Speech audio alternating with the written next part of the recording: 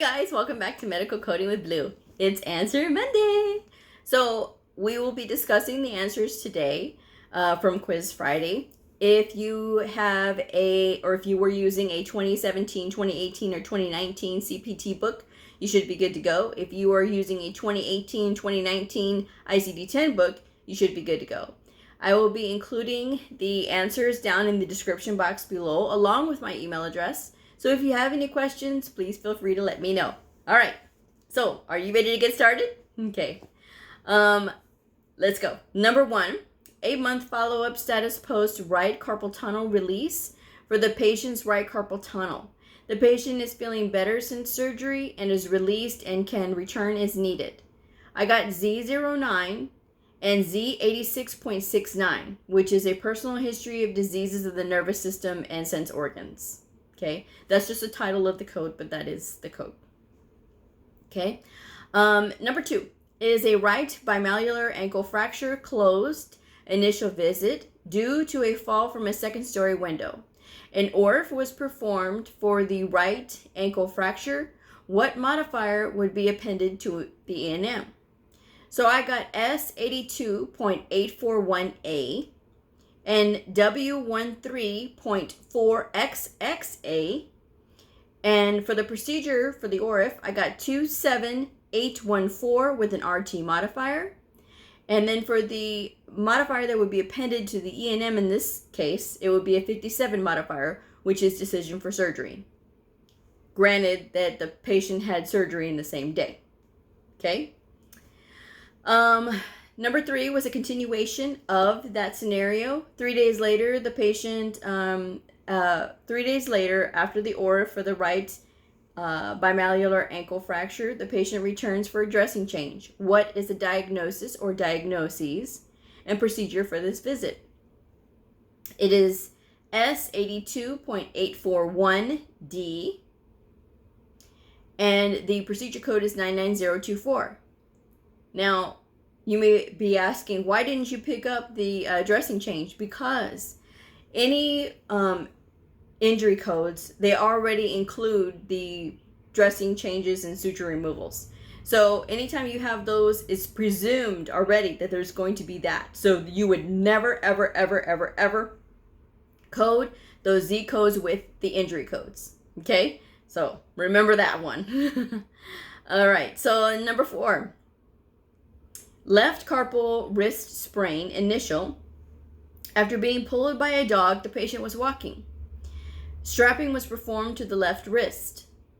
I got S63.512A and X500 or X50.0XXA and Y93.K1 for walking the dog, and 29260 with the LT modifier for the strapping. Okay.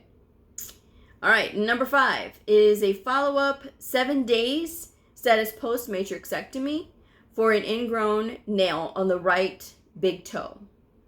What is the diagnosis and procedure code? I got Z48.817 and 99024.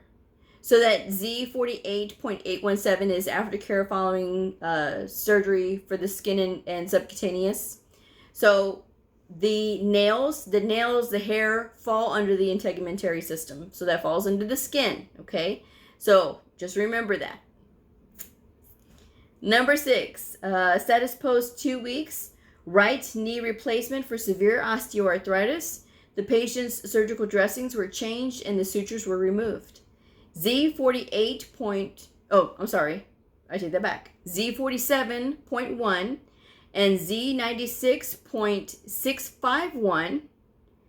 And for the dressing changes, it is Z48.01 for the suture removals, Z48.1, which is encounter for planned post-procedural wound closure. Okay? So because those sutures were related to the surgery, that's why you choose that code. Because there's another suture removal code, but that is more for like just regular suture, not related to surgery. Okay, so I learned that one today too. Because when I was going through and checking in the answers, and I was like, oh, okay. So remember that one. Number 7, 6 weeks left mid-forearm radial fracture, subcutaneous. Subsequent visit, the patient had slipped and fell on ice. The patient had a cast change, and a new left short arm cast was applied. What is the procedure and diagnosis codes? S52.302D, W00.0XXD, and for the cast change, 29075 with a 58 modifier and an LT modifier. And 99024 is for the post-op. Okay, so don't forget to add that in, all right? Okay, so number 8 is a follow-up 6 months right bimalleolar fracture, ankle fracture. The patient is okay and the fracture shows signs of healing. What are the diagnosis codes for this visit? I got Z09, which is a follow-up code, and the Z87.81, which is the personal history of a fracture, traumatic fracture. Okay. Number 9 is a laceration superficial 3 centimeters to the right hand, and I forgot to say that in the last video, right. Subsequent visit. After slicing their hand with a kitchen knife, the wound is healing well. What is the diagnosis codes only? I got S61.411D and W26.0XXD. Okay? Now, finally, number 10. The acute appendicitis, they had a laparoscopic appendectomy. What is the aftercare code? What aftercare code will follow after surgery? And what will the diagnosis or diagnoses codes be 6 months later on with no follow-up, on the follow-up with no complication? Okay. For the acute appendicitis, I got K35.80. For the appendectomy, the laparoscopic appendectomy, I got 44970. For the aftercare, I got Z48.815, which is aftercare following surgery for the digestive system, because the appendix falls under the digestive system. Okay. And then for the 6-month follow-up, I got Z09 and Z87.19, which is personal history of diseases of the digestive system, which would be the appendicitis. All right. So how did you guys do? I'm sure you guys did phenomenal. But if you have questions, let me know, because like I said before, the reason that I do these videos is, and these are all my opinions, these are not the opinions of any association or anything like that. This is just me as a veteran coder sharing what I know. I think that a lot of times when we work in facilities or we work around other people, sometimes people don't want to ask questions of their peers. And it's understandable, because nobody wants to be like, oh, well, you know, she doesn't know and she doesn't this. It's not about that.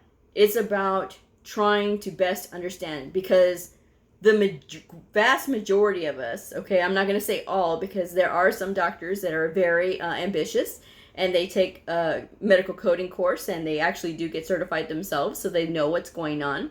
But the vast majority of us have never been to medical school. So what they know, what doctors and providers know, is so much more than what we know as far as like the particulars of the disease process and other things. So we should help each other.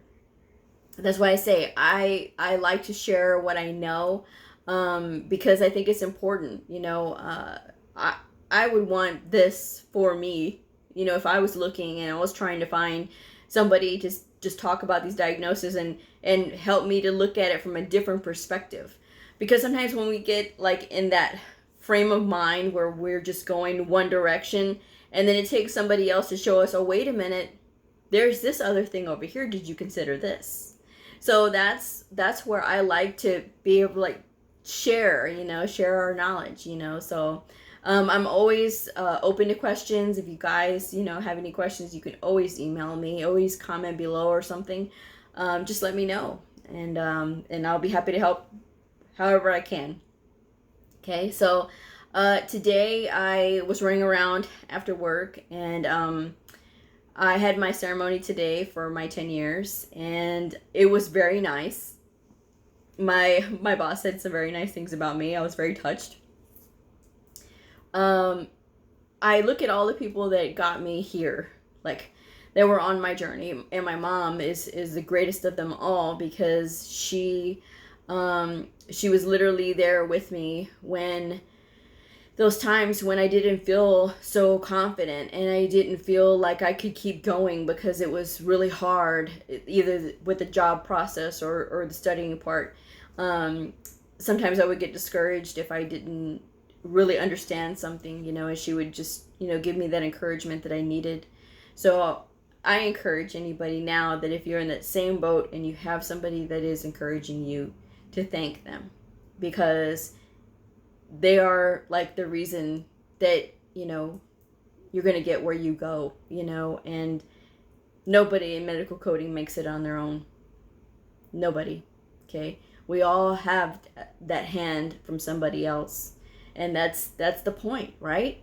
So I thought about my mom today. I thought about my first supervisor who gave me the chance when I didn't have a lot of experience. She still gave me the interview, and she still said, okay.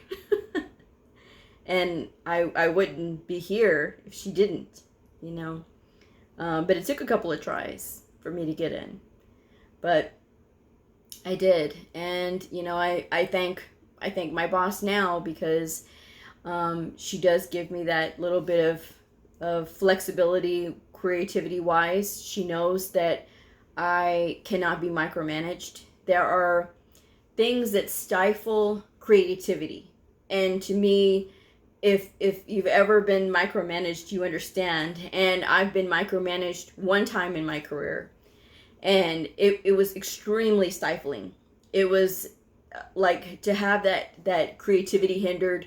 It was really hard on me, because like you can't grow if you're being micromanaged. And I think that there is a level and a way of doing things that can give the supervisor control, but at the same time give their people that little bit of latitude that they need. I know that sometimes people may not know how to use that, and some people will take advantage of it. So it all depends on the individual. But for me, that I'm very disciplined when it comes to working. I just need to be able to have that little bit of freedom in order to be able to get better results.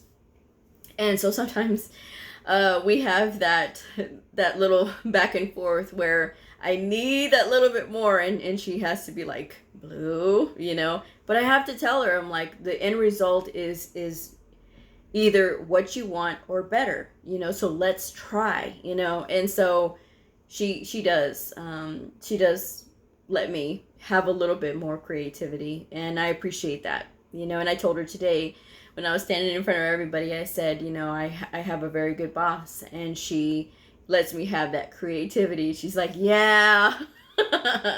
And to me, that having that creativity is very important, and it allows me to flourish. It really does.